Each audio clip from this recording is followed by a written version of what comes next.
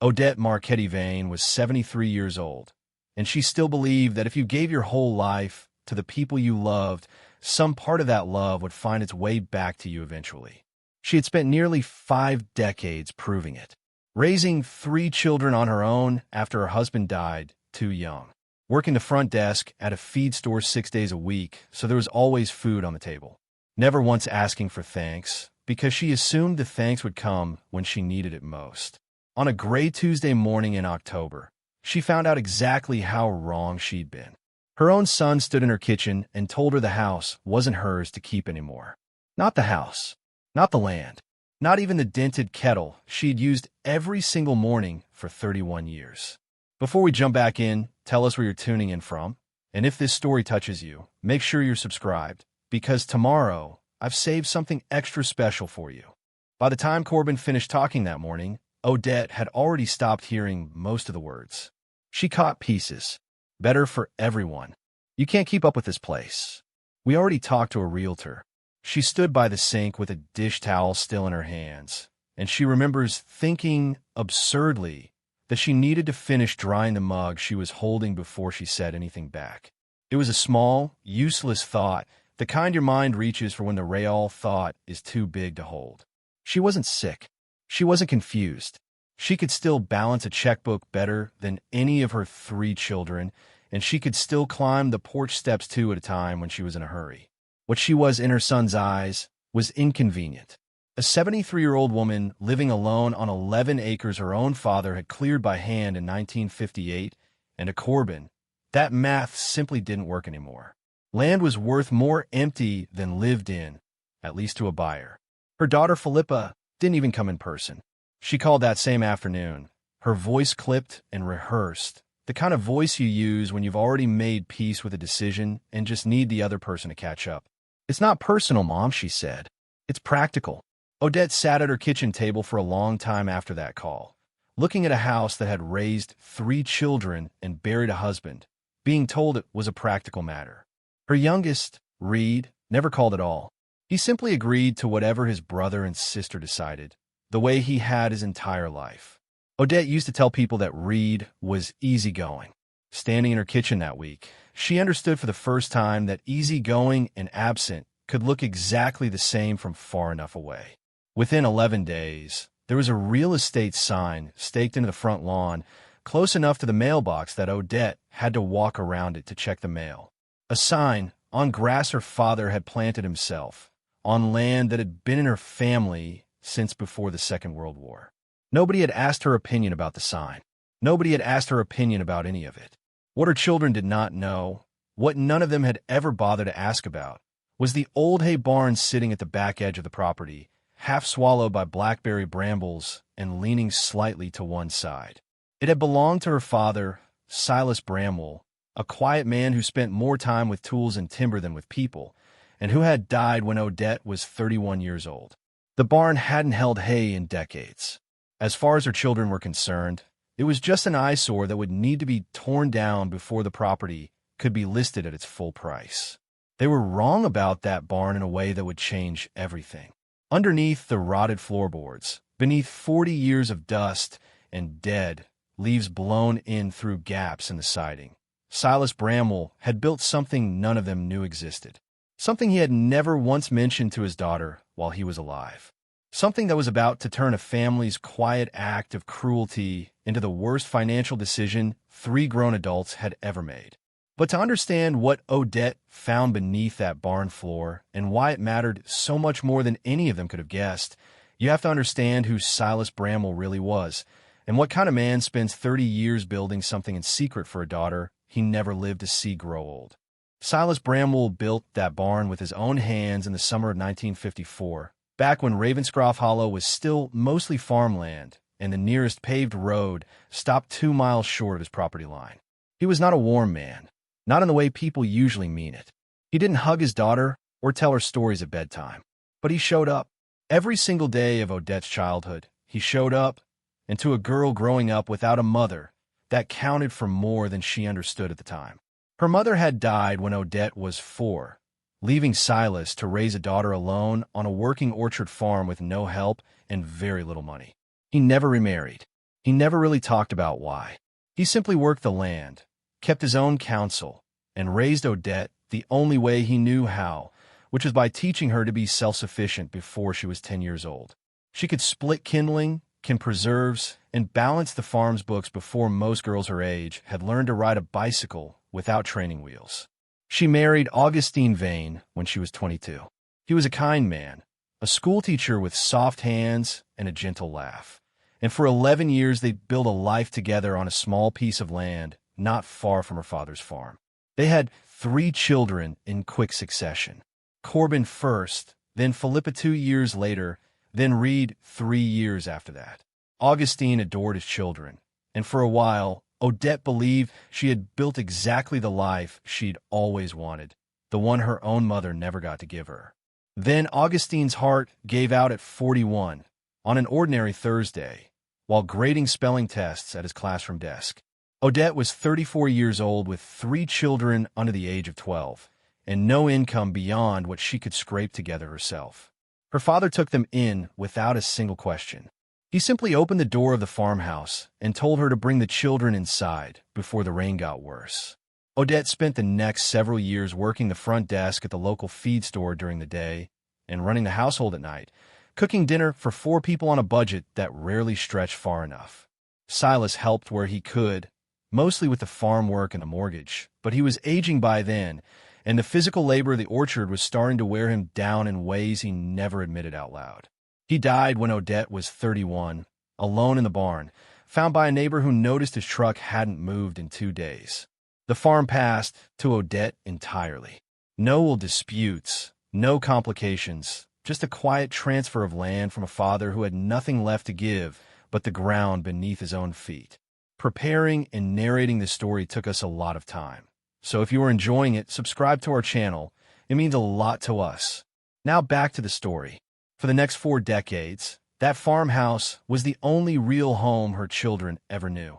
She raised them there, put them through school there, watched them leave one by one for careers and marriages and lives of their own. Corbin went into commercial real estate, which Odette used to joke was fitting, given how much time he'd spent as a boy building elaborate towns out of cardboard boxes in the living room. Philippa married into money early, a man named Grant Ashworth who ran 3-car dealerships across 2 counties, and she adjusted her whole personality to match the life that came with him. Reed drifted between jobs for years before settling into something in logistics that Odette never fully understood and never asked too many questions about. She never remarried after Augustine. There were a few men over the years who showed interest, a widowed pharmacist, a retired county surveyor who used to bring her tomatoes from his garden every August, but none of it ever felt worth the disruption. She had her farm, her children, and eventually her grandchildren, and for a long time that felt like more than enough. What she didn't fully register, not until it was almost too late, was how much her identity had quietly folded itself into being useful to other people. She was the one who hosted every holiday, the one who drove 2 hours to babysit whenever someone needed her, the one who never once, in 50 years, asked her children for anything in return.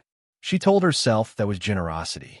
Looking back later, from the other side of everything that happened, she would come to understand it had also been a kind of invisibility, one she had built for herself, one meal and one favor at a time, until her own children had simply stopped seeing her as a person with needs of her own. By the time Corbin walked into her kitchen that October morning and told her the house wasn't hers to keep, Odette Marchetti-Vane had spent 42 years teaching her children, without ever meaning to, that her comfort would always come last. She just never imagined they would take her at her word so completely. The 30 days Odette was given to leave the only home she'd known for over 4 decades unfolded exactly the way her children wanted them to, which is to say efficiently, and without much regard for how she felt about any of it. Corbin handled the paperwork. Philippa handled the staging. Reed handled nothing at all, which by then had become its own kind of answer. A woman named Priscilla Nakamura, the attorney Corbin had hired to formalize the sale, called Odette directly on the second day to explain, gently but firmly, that because the property had been transferred into Odette's name outright after her father's death with no formal trust or restriction attached, Her children technically had no legal claim to force a sale. Odette remembers sitting very still on the phone, absorbing that piece of information the way you absorb a fact that arrives too late to matter. Legally, she could have refused all of it. She could have told Corbin to take his realtor and his paperwork and leave. But by then, something in her had already started to give way, the same quiet instinct that had guided her whole adult life, the instinct that said, don't make this harder for them than it has to be. So she didn't refuse. She packed. Filippa arrived on the fourth day with a moving consultant in tow, a brisk young woman named Tabitha who walked through the farmhouse with a clipboard, assessing which furniture was sellable and which would need to be hauled to a donation center before the open house. Odette stood in her own living room while Tabitha discussed the merits of her grandmother's oak hutch as though Odette weren't standing 3 feet away.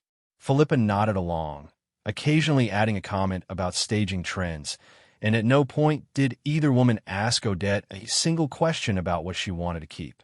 That was the thing nobody warned you about, Odette would say later. It wasn't the anger that broke you down in a situation like that. It was the erasure, being spoken over in your own kitchen, being treated like a piece of furniture that simply hadn't been priced yet. On the 7th day, Corbin came by with 2 contractors to assess what he called curb appeal issues, which included the old hay barn at the back of the property. He stood at the edge of the yard, gesturing toward it with the same clinical detachment he used for everything else that week. That thing's a liability, he told the contractors, loud enough for his mother to hear from the porch. Needs to come down before we list. Nobody's paying full price with a rotting barn in the listing photos. Odette felt something tighten in her chest at that. Not because the barn meant much to her personally. She'd barely set foot in it in years. But it had been her father's, built with his own hands, and something about hearing her son casually plan its demolition, without so much as glancing her way to ask if that was all right, felt like one indignity too many stacked on top of all the others. "Leave the barn," she said from the porch steps, and her voice came out sharper than she intended. Corbin turned, mildly surprised, the way you might be surprised if a piece of furniture spoke. "Mom, it's falling apart. It's not safe. It's still standing," she said. "It'll keep standing a while longer. Leave it." He didn't argue the point directly. He simply exchanged a look with one of the contractors, the kind of look that said, "We'll deal with this later," and moved on to discussing the driveway instead. Odette understood in that moment that her wishes weren't being honored so much as tabled, set aside to be revisited once she was no longer around to object. The nights were the hardest part, though she wouldn't have admitted that to anyone who asked. She would lie awake in the same bedroom she'd slept in for 42 years, staring at a ceiling she knew every crack and water stain of, and try to imagine what came next. She was 73. Her savings amounted to a little over $11,000, most of it earmarked for medical costs she hadn't incurred yet, but fully expected to. She had no mortgage on the farmhouse, which meant the sale would net her something, eventually, once the realtor's fees and the estate costs and her children's expectations were all accounted for. But eventually wasn't the same as now, and now, she genuinely did not know where she was going to live. She thought about renting something small in town. She thought about a retirement community 2 counties over that a friend from church had mentioned once, the kind with shared meals and an emergency call button in every room. Each option felt like a smaller and smaller version of a life that had once been full of noise and grandchildren and Sunday dinners for 8 people. She was disappearing by inches, and the worst part was that nobody in her family seemed to notice, or, if they noticed, nobody seemed to think it was worth mentioning. On the 12th day, she overheard Filippa on the phone in the hallway, talking to Grant about the sale timeline. "She's taking it fine," Filippa was saying, her voice light, almost cheerful. "Honestly, I think she's kind of relieved. That house was way too much upkeep for her at this point." Odette stood in the next room, gripping a box of her husband's old photographs, and said nothing. She had spent 42 years being agreeable. She wasn't sure she remembered how to be anything else, even now, even here, at the end of everything she'd built. By the 3rd week, Odette had stopped fighting the small battles and started simply enduring them. She let Filippa's consultant cart off her grandmother's hutch to a donation center without another word. She let Corbin schedule an inspection for the following month, the kind that always precedes a final listing. She packed boxes methodically, the way she'd once packed school lunches, with an efficiency that had nothing to do with willingness and everything to do with muscle memory. What she couldn't pack, what nobody had thought to ask her about at all, was where she would actually go once the 30 days ran out. She raised the question once, at a family dinner Philippa had organized at her own house, ostensibly to check in, but really, Odette suspected, to make sure the sale was proceeding without complications. 6 people sat around Philippa's dining table that evening.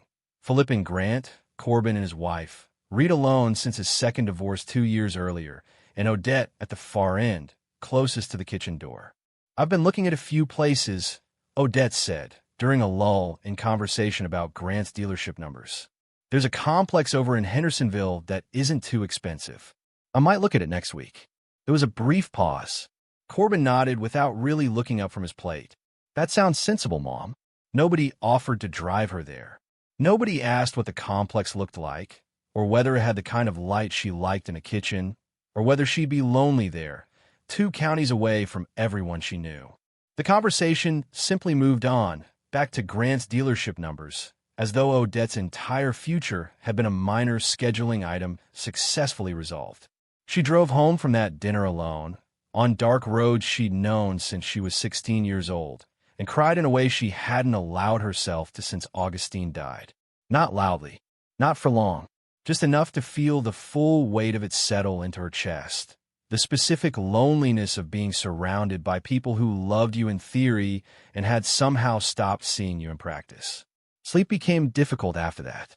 She would wake at 3 or 4 in the morning, heart racing for no clear reason, and lie there running numbers in her head. $11,000. A monthly rent she hadn't finalized yet. Medications that weren't cheap and would only get more expensive as she got older. She had spent her whole adult life being the person who solved problems for other people, and now, for the first time in decades, she was facing a problem with no one standing beside her to help solve it. There were good days mixed in, or at least bearable ones. Ezekiel Thorne, an old family friend who had worked alongside her father decades earlier and still lived just up the road, stopped by twice that week with vegetables from his garden and no particular agenda beyond checking on her. He didn't ask about the sale. He didn't offer opinions about her children, though Odette suspected he had plenty. He just sat on her porch steps with her for 20 minutes at a time, talking about nothing in particular, and for those 20 minutes, she felt like a person again instead of a problem being managed. "Your father would have had something to say about all this," Ezekiel told her once, nodding toward the realtor's sign at the end of the driveway. "He wasn't a man who let people walk over him. Wasn't sure you took after him in that particular department, if I'm honest." Odette laughed, a short, tired sound. "Maybe I didn't inherit that part." "Maybe," Ezekiel said, and left it there, though something in the way he said it stayed with her longer than she expected. On the 20th day, Reed finally called, the first time he'd reached out directly since the whole ordeal began. Odette let herself hope, briefly, that he was calling to check on her, to ask how she was really doing underneath the practical logistics everyone else seemed so focused on. Instead, he wanted to know if she'd found the extra key to the tool shed, since Corbin needed it for the inspection. Odette told him where it was, hung up the phone, and sat at her kitchen table for a long time afterward, looking at nothing in particular. That night, unable to sleep, she pulled on her coat and walked out to the barn for the first time in years, carrying an old flashlight that flickered more than it illuminated. She wasn't entirely sure why she went. Maybe she wanted one place on the property that still felt like it belonged to her, untouched by consultants and clipboards and staging opinions. Maybe she simply wanted to stand somewhere her father had once stood, at the end of a week that had made her feel more alone than she had in 40 years. The barn smelled of old wood and dust, and something faintly metallic underneath it, the way structures do when they've been sealed up and left to themselves for a long time. She ran her flashlight over the walls, the rafters, the old workbench her father used to stand at for hours of stretch, and felt a wave of grief so sudden and specific it nearly buckled her knees. Not grief for the house, grief for her father, and for the version of herself that had once felt certain someone, somewhere, had her back. She was 73 years old, standing alone in a dark barn at midnight, with $11,000 to her name and nowhere solid to land. She had no way of knowing, as she turned to leave, that her boot had just caught on the corner of a floorboard that didn't sit quite flush with the others, and that the small, hollow sound it made underfoot was about to change absolutely everything. Odette froze at the sound. It wasn't loud, just a faint hollow knock beneath her boot, the kind of noise that shouldn't have meant anything at all. She'd walked across uneven barn floors her whole life. But something about the specific hollowness of it, the way it echoed, slightly instead of simply creaking, made her stop and swing the flickering flashlight down toward her feet. The floorboard beneath her boot was loose at one corner, and when she knelt down and pressed on it, the whole board shifted, rising slightly at the opposite end like a seesaw. She sat there for a moment in the dust and cold, 73 years old with her knees complaining loudly about the position, and told herself it was probably nothing. Old barn settled. Wood warped. She almost stood back up and walked away. Instead, she worked her fingers into the gap at the edge of the board and pulled. It came up easier than she expected, revealing a second layer beneath it, a piece of plywood cut precisely to fit the space, clearly placed there on purpose rather than left over from some old repair. Her heart was beating hard now, not with fear exactly, but with the particular electricity of realizing you've stumbled onto something you weren't meant to find. She pulled the plywood free and pointed her flashlight into the space below. Stone, not dirt, not a crawl space, but cut stone, fitted together with the kind of careful precision her father had always brought to his woodworking. A narrow set of steps descended into darkness, no more than 6 of them, leading to what was unmistakably a door. Odette sat back on her heels in the dust, staring down into that hole in the ground, and felt something she hadn't felt in weeks. Not grief, not exhaustion, something closer to disbelief, sharp and clean, cutting through the fog she'd been living in since the morning Corbin stood in her kitchen and told her none of this was hers anymore. She went back to the house that night and didn't sleep at all, turning the discovery over and over in her mind, trying to imagine what her father, a man of few words and fewer secrets, could possibly have built beneath his own barn without ever once mentioning it to her. By morning, she'd made a decision. She wasn't going to tell her children. Not yet. Not until she understood what she was looking at herself. She called Ezekiel instead. He arrived within the hour, took one look at the hole in the barn floor, and went very quiet in a way that wasn't like him at all. I wondered, he said eventually, almost to himself. Wondered what? Your father used to disappear out here for hours at a stretch, even after the orchard work was mostly done for the season. I always figured he just liked the quiet. Never occurred to me he might be building something. He looked at her, and there was something careful in his expression, like a man deciding how much to say.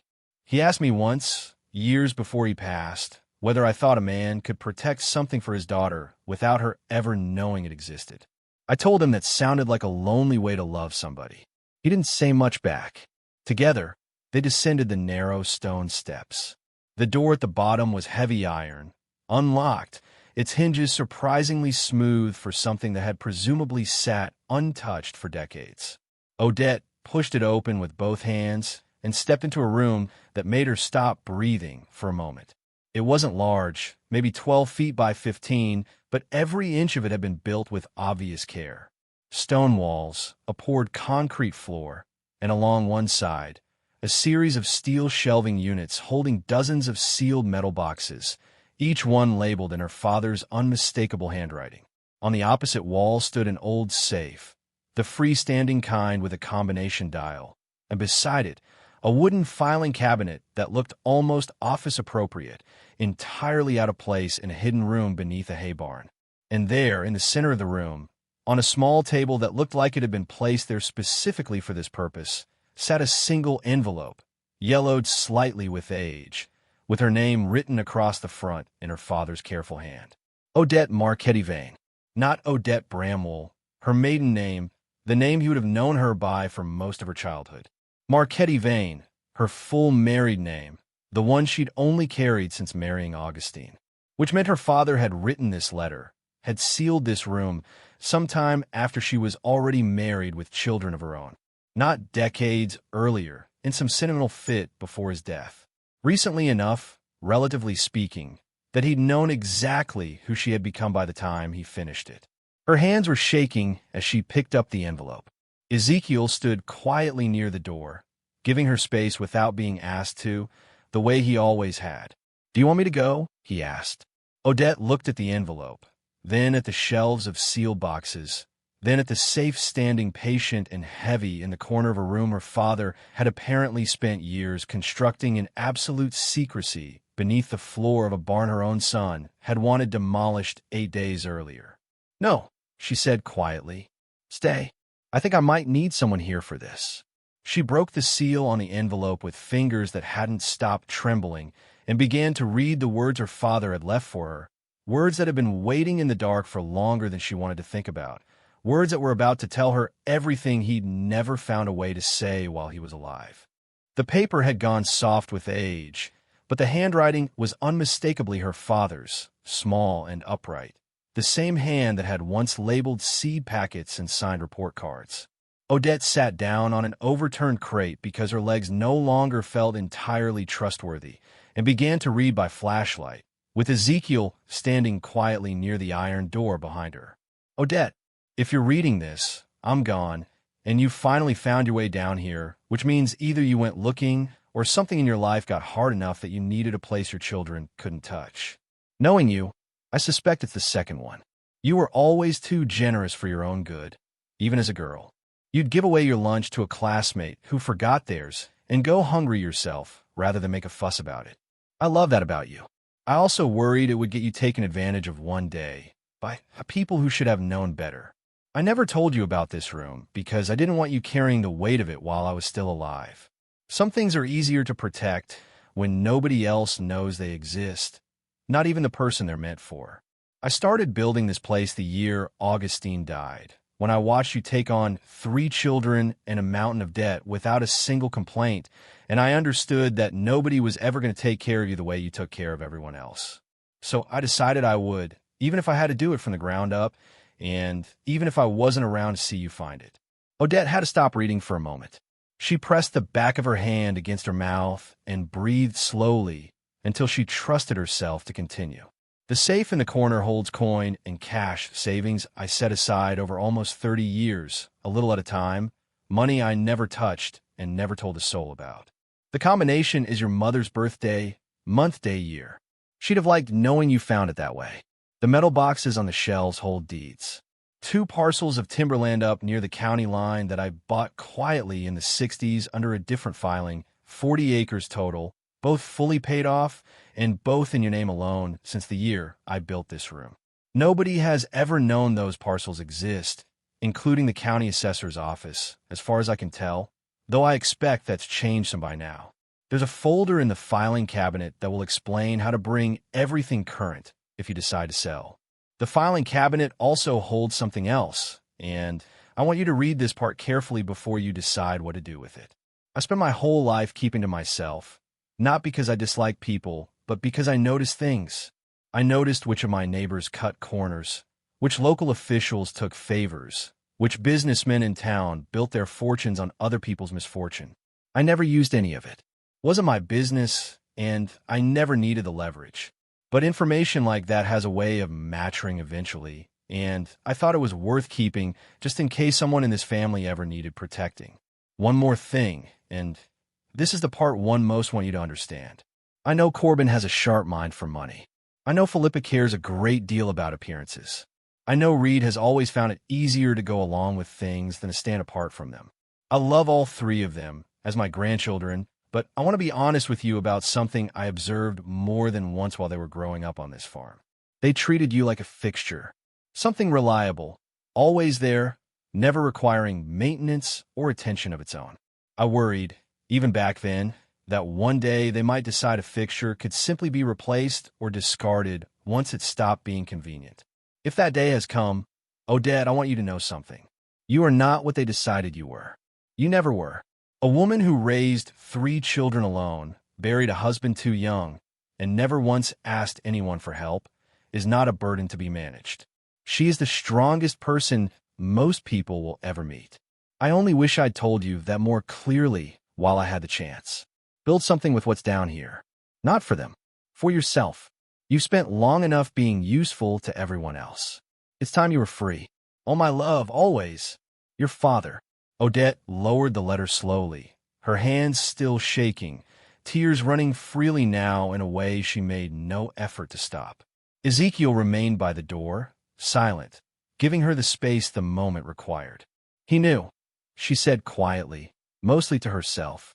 All those years, he already knew what they'd become. She thought of the safe waiting in the corner, of the deeds to 40 acres of timberland nobody had ever known existed, of a filing cabinet full of information her father had gathered but never used. She thought of Corbin standing in her kitchen a month earlier, telling her the house wasn't hers to keep, and of Philip on the phone telling Grant that her mother seemed relieved to be losing everything she'd built. For the first time in a month, sitting alone in a hidden stone room beneath her father's barn, Odette Marchetti-Vane did not feel erased. She felt for the first time in longer than she could remember, entirely and completely seen. Odette spent the following week quietly gathering herself, both emotionally and practically. She had the safe opened properly, its contents cataloged by a discreet estate accountant Ezekiel recommended, a woman named Camille Duchamp who had handled small inheritance matters around the county for over 20 years and knew how to be thorough without being loud about it. The combination worked exactly as her father promised. Inside sat a little over $200,000 in carefully preserved cash and coin, accumulated in silence over 3 decades by a man who had never once let on that he was capable of saving that kind of money. The deeds took longer to verify, but Camille confirmed within days that they were exactly what the letter described. 40 acres of timberland near the county line, fully paid, filed under a variation of Silas Bramwell's name that had somehow avoided easy discovery for over 60 years, now legally and unambiguously in Odette's name alone. A local timber assessor, brought in quietly and asked to keep his findings to himself for the time being, valued the standing timber and the land itself at just under $1.1 million, with the number likely to climb given recent development interest creeping outward from town. Odette read that figure twice before she let herself believe it. The filing cabinet was the part she handled most carefully. She sat with it alone one evening, working through folder after folder of her father's careful, decades-old documentation, financial irregularities involving a former county commissioner, a land dispute her father had quietly resolved in a neighbor's favor without ever mentioning it to anyone, records of a business partnership gone sour that had nearly ruined a family 2 towns over. None of it involved her children directly. Her father had died before Corbin, Philippa, or Reed were old enough to generate the kind of paper trail that ends up in a filing cabinet like this one. But there was a slim folder near the back, more recent than the rest, the handwriting slightly less steady, that made her pause. It contained newspaper clippings and printed emails, gathered by her father in his final years through channels Odette still didn't fully understand, detailing a permit dispute involving one of Grant Ashworth's dealerships and a zoning inspector who had later resigned under murky circumstances. Nothing illegal, necessarily. Nothing that would hold up cleanly in a courtroom. But enough, if made public, to embarrass a man who had built his entire social standing on being above reproach. Odette closed the folder and sat with it for a long time before deciding what, if anything, she intended to do with it. The real estate sign came down on a Thursday morning at Odette's direct instruction, delivered calmly over the phone to the realtor Corbin had hired. When Corbin called her an hour later, furious and confused, she simply told him the sale was off and that she'd explain everything in person that weekend. She invited all 3 of her children to the farmhouse for dinner. The first time she had initiated a family gathering in months instead of being informed of one after the fact. They arrived skeptical, clearly expecting some kind of emotional plea to keep the house. What they found instead was Odette standing in the kitchen in a dress she hadn't worn since Augustine's funeral, calm and composed, with Camille Duchamp seated quietly at the dining table beside a modest stack of folders. "Sit down," Odette said, and something in her voice made all 3 of them do exactly that without argument. She told them about the barn, about the vault beneath it, about the safe, the deeds, the timber valuation. She watched Corbin's expression shift from confusion to disbelief to something closer to hunger as the numbers registered. Watched Philippa's carefully composed face falter for the first time in weeks. Watched Reed, uncharacteristically, actually lean forward and pay attention. "That land is mine," Odette said, before either Corbin or Philippa could speak. "Solely mine, deeded to me by my father over 60 years ago, long before any of you were born. It is not marital property, not family property, and not something any of you have a legal claim to, no matter how this month has gone." She let that sit for a moment. "The house is also, as of this morning, no longer for sale. I've decided I'm staying." Corbin started to object, something about market timing and practicality, the same language he'd used in her kitchen a month earlier. Odette raised one hand, and to her mild surprise, he actually stopped talking. "I'm not finished," she said. "Your grandfather kept records, detailed ones, about people in this county who thought their business was nobody's concern but their own." She looked directly at Philippa as she said it, and watched the color drain slightly from her daughter's face. "I have no interest in using any of it. I'm not that kind of person, and, frankly, I never wanted to become that kind of person. But I want all three of you to understand something clearly. I have resources now. I have documentation now. And I have absolutely no intention of ever again being spoken about like a piece of furniture in my own kitchen." Nobody said anything for a long moment. The kitchen clock ticked. Somewhere outside, a dog barked twice and went quiet. "So here's what happens now," Odette continued, her voice steady in a way it hadn't been in over a month. "The house stays mine, and I stay in it for as long as I choose to. The land my father left me stays mine, entirely separate from anything any of you are owed or expecting. And going forward, if you want a relationship with me, it will look different than it has. You'll ask before you make decisions about my life. You'll treat me like a person whose opinion matters, not an obstacle to be managed until she's out of the way." She glanced around the table, at three grown adults who had spent a month treating her like a formality. "That's not a negotiation. That's simply what happens next." Nobody argued with her that night. Corbin sat very still for a long moment after she finished speaking, then finally said, quietly, that he hadn't realized how the whole month had looked from her side of things. It wasn't a full apology, not the kind Odette might have imagined wanting at some point over the previous 4 weeks, but it was more honesty than she'd gotten from him in years, and she decided to let that be enough for one evening. Philippa left early, citing a headache, though Odette suspected the real headache had more to do with the folder Camille had quietly mentioned still existed, untouched, back at the farmhouse. She called 2 days later, her voice smaller than Odette had heard it in a long time, and asked almost tentatively whether they could get coffee sometime that week, just the two of them. Odette said yes. It wasn't a full repair, but it was a start, and starts mattered more to her now than they used to. Reed, of all people, was the one who showed up unannounced the following Saturday morning with a box of donuts and an offer to help clear the blackberry brambles away from the old barn. No explanation given, no mention of the previous month at all. Odette watched him work in the October sun for 2 hours, sweating through his shirt, and understood it was probably the closest thing to an apology her youngest son was capable of giving. She accepted it exactly as it was. The timberland sold 8 months later, not all of it, but a 12-acre parcel with road access that a regional developer had been quietly circling for years. The sale closed at just over $400,000, handled entirely through Camille's office, with every dollar landing in an account that had Odette's name on it and nobody else's. She used a portion of it to finally repair the farmhouse roof, something that had needed doing for 3 years and that nobody had ever offered to help pay for.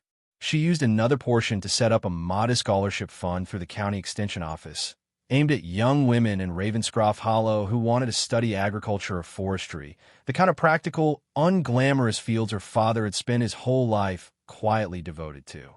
She kept the rest of the land as it was, timbered and wild, and asked Ezekiel, half joking, whether he thought her father would approve of turning part of it into a small nature trail open to the town. He didn't laugh at the idea the way she half expected him to. Instead, he said her father would have liked knowing something he built in secret ended up giving something back to people who'd never even know his name. They built the trail together that spring, the two of them and a handful of volunteers from the church, cutting a modest path through the timberland with a small wooden sign at the entrance that read, simply, Bramwellwoods. The vault beneath the barn stayed exactly as her father had left it, minus the safe and the deeds, which Odette had since moved somewhere more practical. She kept the filing cabinet down there, untouched, the way her father had kept it for decades before her. Some things, she decided, were better left as insurance than turned into ammunition, and she found she agreed with her father's original instinct more than she expected to.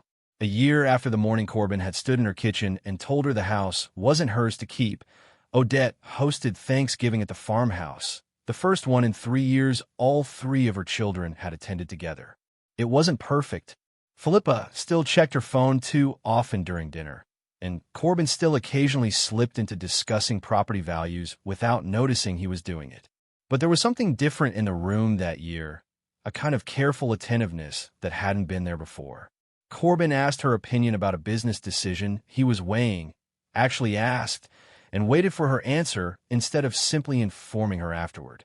Philippa brought her own dish for the first time in a decade instead of ordering catering, a slightly overcooked green bean casserole that Odette ate 2 helpings of without being asked to.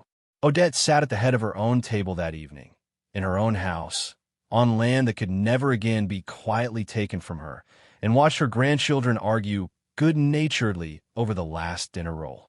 Ezekiel had joined them too, at her invitation, sitting comfortably among people who had known him for decades without ever really seeing him. At one point, he caught her eye across the table and gave her a small nod, the kind 2 people share when they both understand exactly how much distance has been covered to arrive at an ordinary, unremarkable moment like this one. She thought about her father often in the months that followed, not with the sharp grief of the early years after his death, but with something steadier, a kind of ongoing gratitude that had settled into her the way morning light settles into a familiar room. He had spent 30 years building something in the dark, for a daughter he wasn't sure would ever need it, trusting that if the day ever came when she did, she would be strong enough to find it and use it well. She had been 73 years old, standing in her own kitchen, being told none of it was hers anymore. She was 74 now, sitting at the head of a table full of people slowly learning to see her again, on a piece of land nobody could ever quietly take from her twice. Her father had been right about one thing above everything else. She had never been a fixture. She had simply been waiting all along for someone to remind her of that. Up next, you've got 2 more standout stories right on your screen. If this one hit the mark, you won't want to pass these up. Just click and check them out. And don't forget to subscribe and turn on the notification bell so you don't miss any upload from us.